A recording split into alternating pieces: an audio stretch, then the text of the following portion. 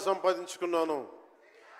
పాలిటిక్స్లోకి వచ్చాక నేను స్నేహంతో పాటు ఒక మంచి స్నేహితుణ్ణి అలాగే ఒక మంచి ఒక మిత్రుణ్ణి సంపాదించుకున్నాను.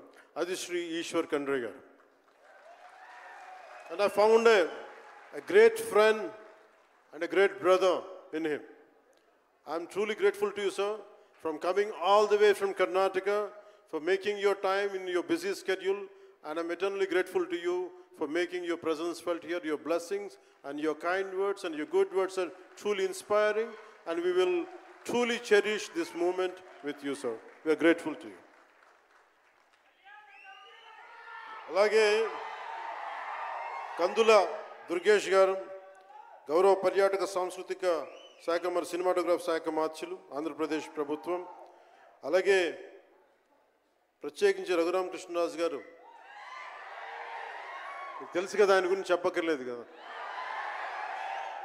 గౌరవ ఆంధ్రప్రదేశ్ శాసనసభ ఉపసభాపతి, ఆయన మాటని శాసనసభలో చూడాలి, చాలా ఆనందంగా ఉంటుంది ఆయనతోటి. వారికి కూడా నా ప్రత్యేకంగా ధన్యవాదాలు.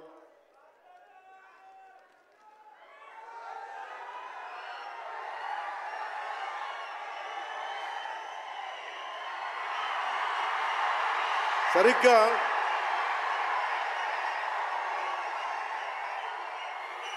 ఒక 2 సంవత్సరాల క్రితం భీమ్లా నాయక్ రిలీజ్ అయినప్పుడు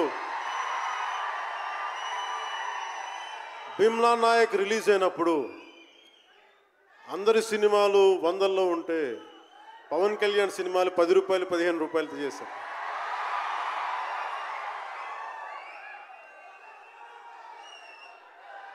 నేను ఒకటే చెప్పాను ఆ రోజున, మనల్ని ఎవడు రాపేది.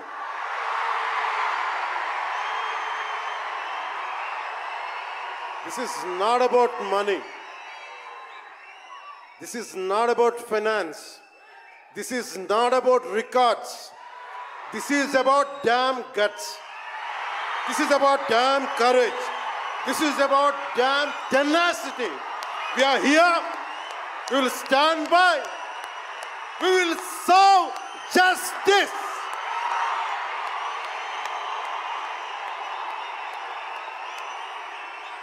పవన్ కళ్యాణ్ ఎప్పుడు రికార్డుల కోసం ప్రయత్నం చేయాల. Reluctant actor. మా బ్రహ్మానందం గారు చెప్పినట్టుగా